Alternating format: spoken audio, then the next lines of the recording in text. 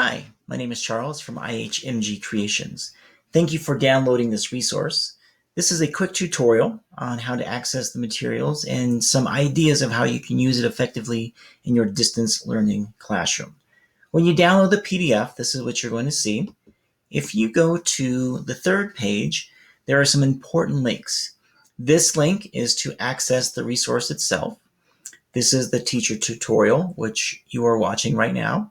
There's also a student tutorial, and this resource is based on another product that I created, which was based on the story One Hen, How One Small Loan Made a Big Difference. And it's about a boy named Kojo who gets a small loan, buys one hen, and turns that into the biggest chicken farm in all of West Africa. So it's a really cool story about an entrepreneur who worked very hard and was successful.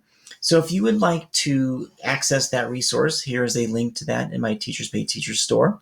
And then I also made a read aloud of just the book. So if you would like to share that with your students so that they can hear the book, whether you use the resource or not, but if you want to share the story of Kojo, you can go ahead and click on this link here and it will take you to a YouTube video that has the story read aloud. So let's look at the small business plan itself. When you click on that link, it's going to ask you to make a copy.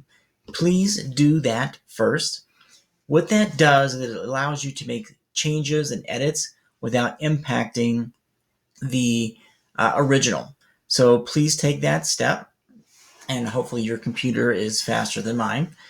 And what you're going to get is your own copy of this.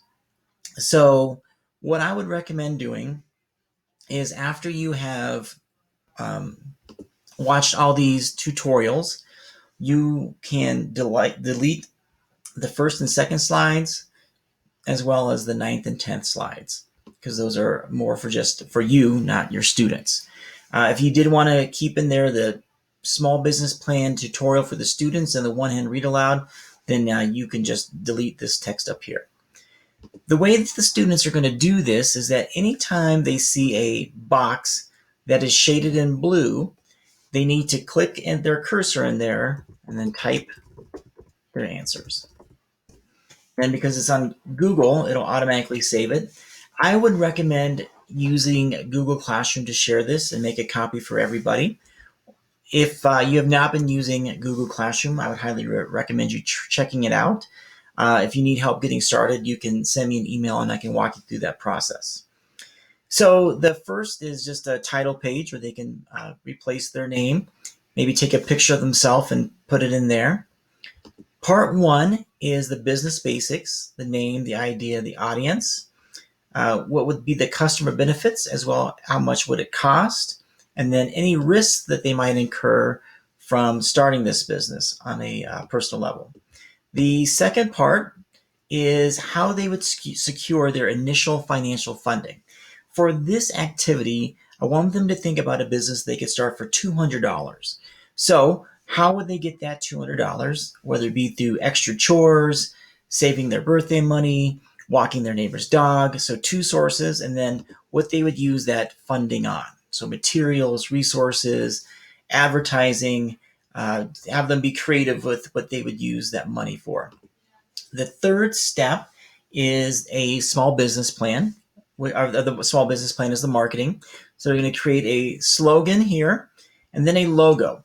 Now, if they can draw a picture of it and then take a photo and upload that and put it in there, that would be cool. They might have to be creative with that. If you wanted to give your students extra credit for making an actual advertisement, whether that be a magazine ad or a billboard or even a video recording, and then upload that to you, that would be really cool. If you don't want them to do that, then you can eliminate that option just by highlighting and deleting that. Then the next two slides look at the impact that they're going to have on their community through their small business. The first is through how their taxes will be used in the community. And the last part is how they can contribute to their community through giving. So they're going to look at a couple nonprofit organizations in your area and why they would choose to donate there. If you have any questions, please email me at ihmgcreations, ihmgcreations at gmail.com. And I can help you walk through any of these steps. If you have any ideas on how to make this resource better, please contact me. Or if you have any ideas for distance learning resources that would help you, please let me know. Thank you once again, and have a great rest of your school year.